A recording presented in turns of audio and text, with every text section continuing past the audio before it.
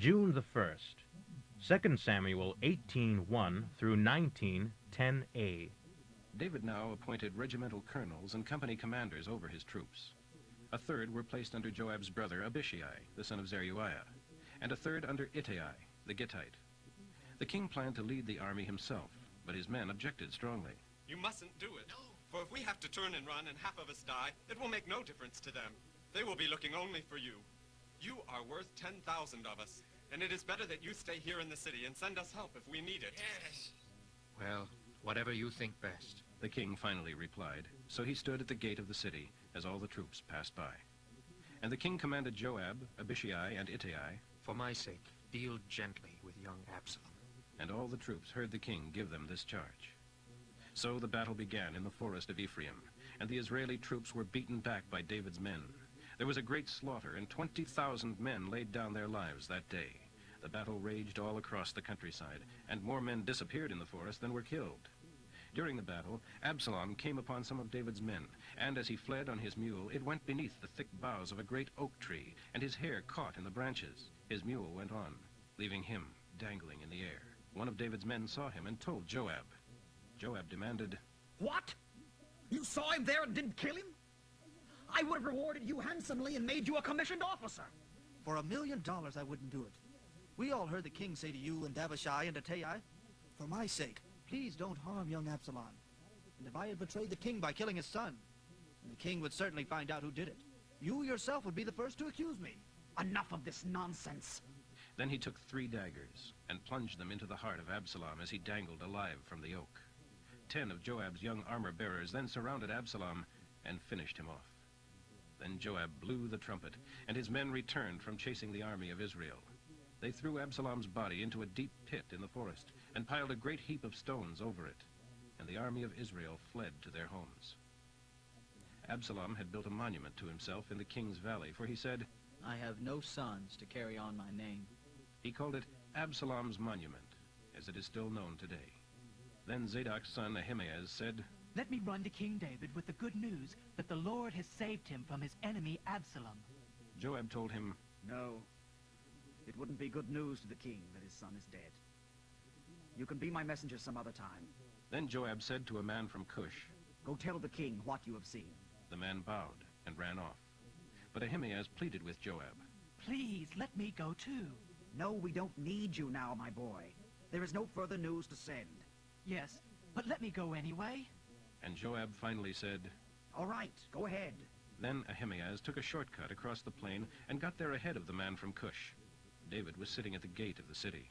When the watchman climbed the stairs to his post at the top of the wall, he saw a lone man running towards them. He shouted the news down to David, and the king replied, He is alone. He has news. As the messenger came closer, the watchman saw another man running towards them. He shouted down, Here comes another one. And the king replied, He will have more news. The first man looks like Ahimaaz, the son of Zadok.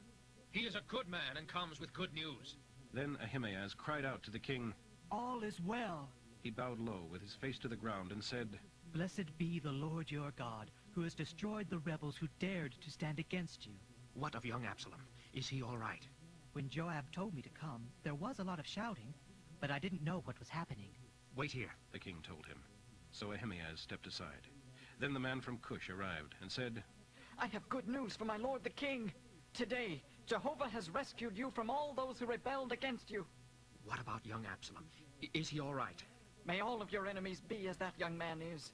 Then the king broke into tears and went up to his room over the gate, crying as he went. Oh, my son Absalom, my son Absalom, if only I could have died for you. Oh, Absalom, my son, my son.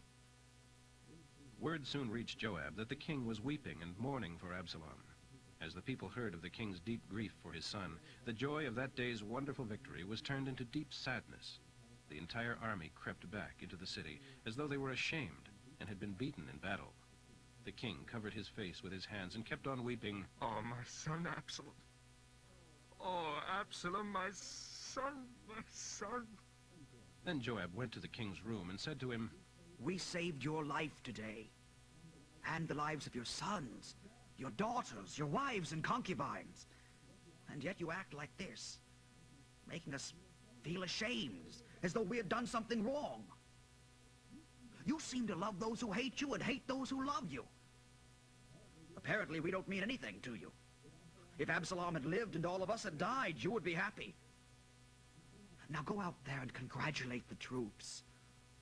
For I swear by Jehovah that if you don't, not a single one of them will remain here during the night. Then you will be worse off than you have ever been in your entire life. So the king went out and sat at the city gates. And as the news spread throughout the city that he was there, everyone went to him. John 20, 1 through 31. Early Sunday morning, while it was still dark, Mary Magdalene came to the tomb and found that the stone was rolled aside from the entrance. She ran and found Simon Peter and me and said, "They've taken the Lord's body out of the tomb, and I don't know where they've put him." We ran to the tomb to see. I outran Peter and got there first, and stooped and looked in, and saw the linen cloth lying there. But I didn't go in. Then Simon Peter arrived and went on inside. He also noticed the cloth lying there, while the swath that had covered Jesus' head was rolled up in a bundle and was lying at the side. Then I went in too, and saw, and believed that he had risen, for until then we hadn't realized that the scriptures said he would come to life again. We went on home, and by that time Mary had returned to the tomb, and was standing outside crying. And as she wept, she stooped and looked in, and saw two white-robed angels sitting at the head and foot of the place where the body of Jesus had been lying. "Why are you crying?" "Because they've taken away my Lord, and I don't know where they have put him." She glanced over her shoulder and saw someone standing behind her. It was Jesus, but she didn't recognize him. "Why are you crying?" he asked her. "Whom are you looking for?" She thought he was the gardener. "Sir, if you have taken him away, tell me where you have put him, and I will go and get him." "Mary," Jesus said. She turned toward him. "Master." "Don't touch me," he cautioned, "for I haven't yet ascended to the Father. But go, find my brothers, and tell them that I ascend to my Father and your Father, my God and your God."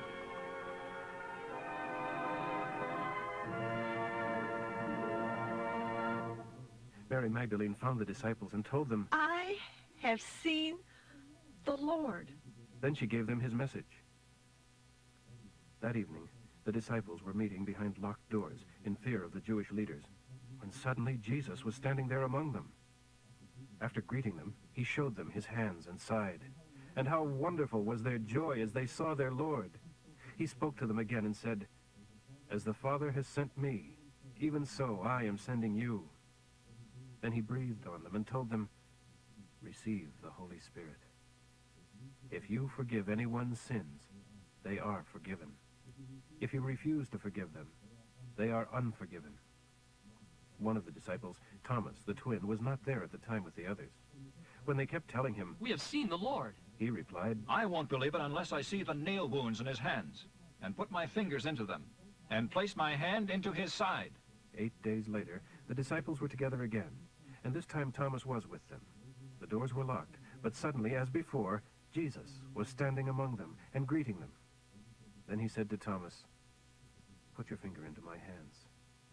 Put your hand into my side. Don't be faithless any longer. Believe." "My Lord and my God." Then Jesus told him, "You believe because you have seen me, but blessed are those who haven't seen me and believe anyway." Jesus' disciples saw him do many other miracles besides the ones told about in this book. But these are recorded so that you will believe that he is the Messiah, the Son of God, and that believing in him, you will have life. Psalm 119, 156 through 176. Lord, how great is your mercy. Oh, give me back my life again. My enemies are so many. They try to make me disobey, but I have not swerved from your will. I loathed these traitors because they care nothing for your laws. Lord, see how much I really love your demands. Now give me back my life and health because you are so kind. There is utter truth in all your laws. Your decrees are eternal. Great men have persecuted me, though they have no reason to. but I stand in awe of only your words. I rejoice in your laws like one who finds a great treasure. How I hate all falsehood, but how I love your laws. I will praise you 7 times a day because of your wonderful laws.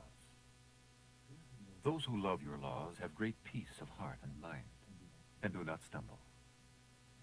I long for your salvation, Lord, and so I have obeyed your laws. I have looked for your commandments, and I love them very much. Yes, I have searched for them. You know this because everything I do is known to you. O Lord, listen to my prayers. Give me the common sense you promised. Hear my prayers. Rescue me as you said you would.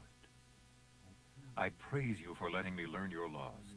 I will sing about their wonder, for each of them is just.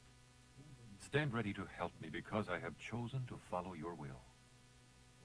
O Lord, I have longed for your salvation, and your law is my delight. If you will let me live, I will praise you. Let your laws assist me. I have wandered away like a lost sheep. Come and find me, for I have not turned away from your commandments. Proverbs for today, 16:14 through 15. The anger of the king is a messenger of death, and the wise man will appease it. Many favors are showered on those who please the king,